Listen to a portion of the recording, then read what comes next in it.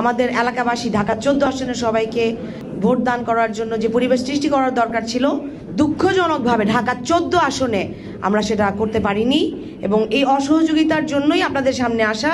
Shea butter ও vitamin সমৃদ্ধ lily beauty soap, তারুণ্যময় উজ্জ্বল ত্বকের জন্য। রিমার্ক, ত্রয়োদশ জাতীয় সংসদ নির্বাচনে প্রশাসনের অসহযোগিতা ও কারচুপি যেই জায়গাটায় ছিল, আমাদের নির্বাচনের সংসদীয় আসন 187 ঢাকা 14তে আমি আপনাদের সামনে আজকে উপস্থিত হয়েছি। আজ বিগত দিনের গতকালকের সময়ে ঘটে যাওয়া সংগঠিত বিভিন্ন অনিয়ম, প্রশাসনের অসহযোগিতা এবং ভোটের যে কারচুপির অভিযোগ সেইটাকে তুলে ধরার জন্য অন্তত ঢাকা 14 আসনে আমরা আশা করেছিলাম একটা অবাধ, সুষ্ঠু ও নিরপেক্ষ পরিবেশ দিতে পারবো, কিন্তু বাস্তব চিত্র ছিল এটা থেকে ভিন্ন। নির্বাচন চলাকালীন ও ফলাফল প্রক্রিয়ায় একাধিক অনিয়মের ঘটনা ঘটে, যা পুরো প্রক্রিয়াকে এখন প্রশ্নবিদ্ধ করেছে। এবং ঢাকা 14 আসনের এই অভিযোগগুলো, নিম্নোক্ত অভিযোগগুলো আসলে উল্লেখযোগ্য। যেমন, বহু ভোটারকে কেন্দ্রে গিয়ে ভোট প্রদান থেকে বিরত রাখতে বাধা দেওয়া হয়েছে এবং বিভিন্নভাবে ভয়ভীতি প্রদর্শন করা হয়েছে। অনেকগুলো কেন্দ্রে ভোট গণনার সময় কারচুপির অভিযোগ পাওয়া গেছে। পোলিং এজেন্টদের কাছ থেকে ভোট গণনার পূর্বেই ফলাফল শিটে স্বাক্ষর নেওয়া হয়েছে, যা সুস্পষ্টভাবে নির্বাচন বিধিমালার পরিপন্থী। প্রশাসনের নিরপেক্ষ ভূমিকা প্রত্যাশিত থাকলেও বাস্তবে একাংশের অসহযোগিতা ও পক্ষপাতমূলক আচরণের অভিযোগ রয়েছে। ভোটের আগের দিন 11ই ফেব্রুয়ারি তারিখ গভীর রাতে দাঁড়িপাল্লা প্রতীকের প্রার্থী বিভিন্ন কেন্দ্রে গিয়ে প্রিজাইডিং অফিসারদের সাথে আর্থিক লেনদেন ও ভোটারদের মাঝে অর্থ বিতরণ করেছেন বলে অভিযোগ রয়েছে। তার ভিডিও প্রমাণ, বিভিন্ন নিউজ ফুটেজ সেই দিন রাতেই পাবলিশ করা হয়েছিল, গণমাধ্যমেও এসেছে এবং এগুলো আমাদের কাছেও আছে, আপনাদেরকে প্রোভাইড করা হবে। পোলিং এজেন্টদের স্বাক্ষর ছাড়া রেজাল্ট শিট প্রকাশ করা হয়েছে, এগুলো আমাদের কাছে আছে।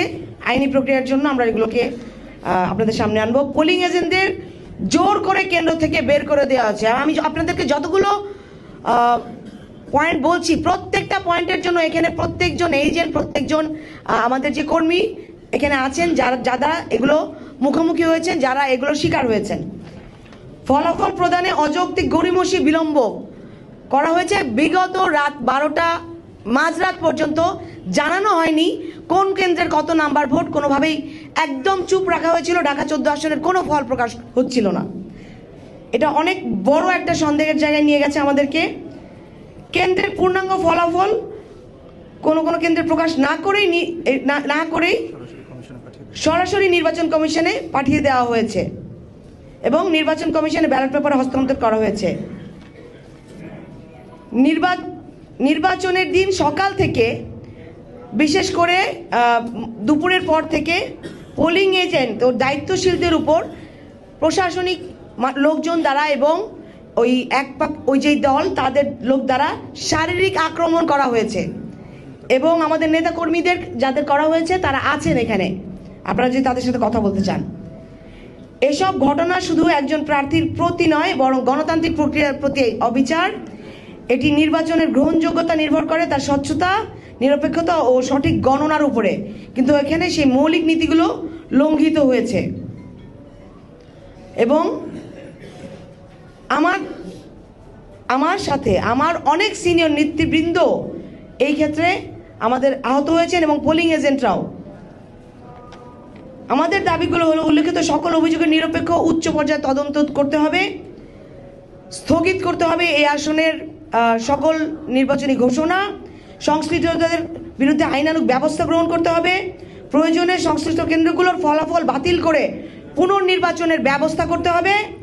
উপস্থিত গণমাধ্যমের সকল প্রতিনিধিদের আহ্বান জানাচ্ছি, আপনারা বিষয়টি গুরুত্ব সহকারে জনগণের সামনে তুলে ধরবেন এবং একটি সুস্থ তদন্ত ও ন্যায় বিচার নিশ্চিত করতে সহযোগিতা করবেন।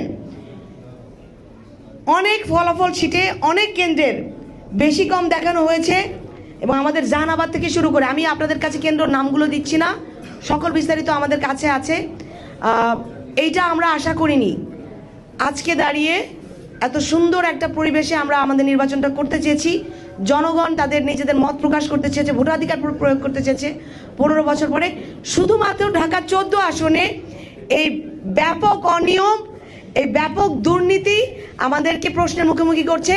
আমরা এটার জন্য নির্বাচন কমিশন প্রশাসনের অবশ্যই এখনই ইমিডিয়েট পদক্ষেপ গ্রহণ করতে তাদেরকে আহ্বান জানাচ্ছি, এবং আমাদের ঢাকা 14 জনতা এটা মানবে না, এবং যতক্ষণ পর্যন্ত না এই ব্যবস্থা গ্রহণ করা হচ্ছে ততক্ষণ পর্যন্ত আমরা আমাদের দাবি জারি রাখবো।